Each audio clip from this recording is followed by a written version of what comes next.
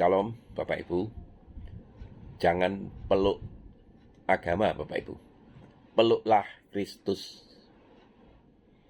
Filipi 1 ayat 29. Sebab kepada kamu telah dikaruniakan bukan saja untuk percaya kepada Kristus, melainkan juga untuk menderita untuk Dia. Yohanes 14 ayat 6 juga mengatakan, Akulah jalan dan kebenaran dan hidup. Tidak ada seorang pun yang dapat datang kepada Bapa kalau tidak melalui aku. Itu artinya Bapak Ibu, agama adalah bukan tujuan akhir. Bapak Ibu dan saudara-saudara yang dikasihi Tuhan, dunia kita hari ini penuhi dengan orang-orang yang beragama. Kita melihat rumah-rumah ibadah di setiap sudut kota, ya. Berbagai ritual dijalankan dengan penuh kesungguhan, dan banyak yang bangga menyebut dirinya beragama. Namun pertanyaan yang terdalam adalah, apakah kita ini hanya memeluk agama atau sungguh-sungguh sudah memeluk Kristus itu? Agama bisa memberikan aturan, tetapi hanya Kristus yang bisa memberikan hubungan, Bapak Ibu. Agama bisa menuntun kita kepada moralitas, tetapi hanya Kristus yang menuntun kita kepada keselamatan, Bapak Ibu. Agama bisa mengajarkan bagaimana hidup benar, tetapi hanya Kristus yang memberi kuasa untuk hidup benar. Agama tanpa Kristus adalah kekosongan rohani. Ada banyak orang yang rajin beribadah, setia berdoa, bahkan aktif di pelayanan, namun hatinya jauh dari Kristus. Tuhan Yesus sendiri pernah berkata di dalam Matius 15 ayat 8-9, bangsa ini memuliakan aku dengan bibirnya, padahal hatinya jauh daripadaku. Tetapi percuma mereka beribadah kepadaku. Agama yang tanpa Kristus akan membuat kita seperti pohon yang indah daunnya, tetapi tidak berbuah. Di luar tampak rohani, tetapi di dalamnya kering dan kosong, Bapak Ibu. Orang yang memeluk agama bisa berhenti pada ritual, tetapi orang yang memeluk Kristus hidup di dalam persekutuan dan transformasi. Bapak Ibu dan saudara-saudara, setan pun tahu tentang agama. Ia tahu tentang ibadah, bahkan mengutip ayat Alkitab ketika mereka mencobai Yesus di padang gurun. Tapi setan tidak pernah mencintai Kristus. Jadi mengenal agama tidak sama dengan mengenal Kristus. Agama memberi sistem, Kristus memberi hidup, Bapak Ibu. Agama sering berkata, lakukan ini agar engkau diterima Allah. Tetapi Kristus berkata, engkau sudah diterima oleh kasih-Ku, maka hiduplah di dalam Aku. Agama berkata, kerjakan perintah ini agar selamat. Tetapi Kristus berkata, Aku sudah mengerjakannya di kayu salib, supaya engkau diselamatkan. Inilah bedanya antara aturan-aturan dan anugerah, Bapak Ibu. Antara usaha manusia naik ke sorga, dan kasih Allah yang turun dari sorga datang untuk menyelamatkan. Ketika Yesus disalibkan, tirai bait Allah terbelah dua. Itu tanda hubungan langsung dengan Bapa kini terbuka.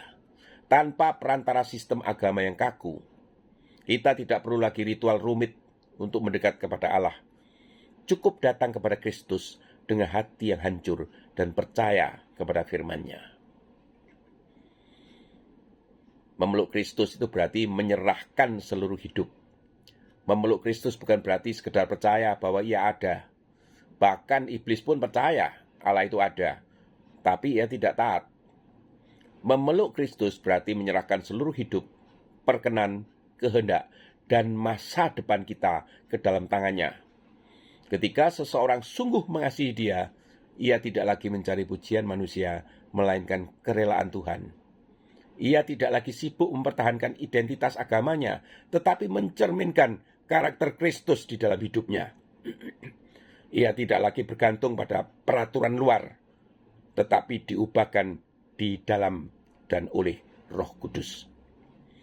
Inilah yang disebut Paulus sebagai hidup yang bukan aku lagi, tetapi Kristus yang hidup di dalam aku. Galatia 2 ayat 20. Bapak Ibu, agama bisa berubah Bapak Ibu, tetapi Kristus tetap sama.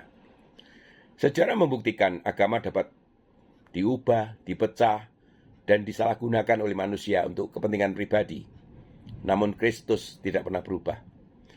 Yesus Kristus tetap sama, baik kemarin maupun hari ini, sampai selama-lamanya.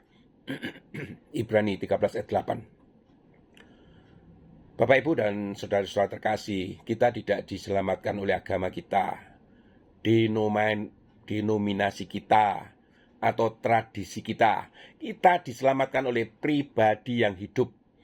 Jangan peluk agama hanya karena itu tradisi keluarga. Jangan peluk gereja hanya karena itu kebiasaan sosial. Peluklah Kristus karena hanya Dia yang mati dan bangkit untukmu.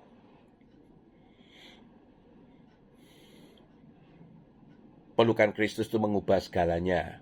Ketika engkau sungguh memeluk Kristus, dosa masa lalumu diampuni, hatimu diperbarui, hidupmu dipenuhi damai yang tidak tergantikan, dan engkau belajar hidup bukan karena takut, tetapi karena kasih. Ritual bisa berhenti di altar, tetapi pelukan Kristus mengubah seluruh arah hidupmu. Pelukan itu tidak hanya menenangkan, tetapi juga mengutusmu menjadi terang dunia dan garam bagi bumi. Kini saatnya memilih siapa yang kau peluk. Hari ini Tuhan bertanya kepada kita seperti Ia bertanya kepada Petrus di tepi danau, apakah engkau mengasihi aku? Bukan apakah engkau aktif di agamamu, bukan apakah engkau hafal banyak ayat-ayat Alkitab, tetapi apakah engkau mengasihi aku? Sebab hanya cinta kepada Kristus yang sejati yang akan bertahan di tengah penderitaan, penganiayaan, dan kekecewaan.